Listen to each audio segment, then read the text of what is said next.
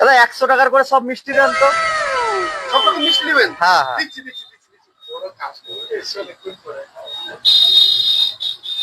টাকাও দিতে হবে মিষ্টি। হ্যাঁ দাদা হয়ে গেছে। আপনার টোটাল হয়েছে 400 টাকা।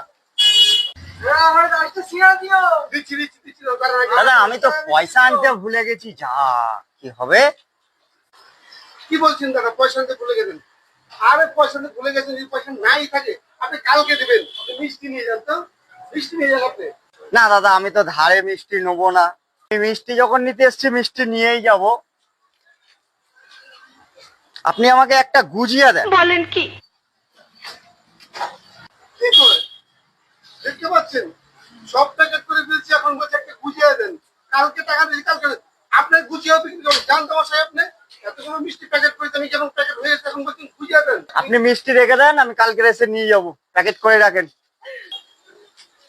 আজও ভদ্রলোক তো এই মিষ্টি কালকে নিয়ে যাবে।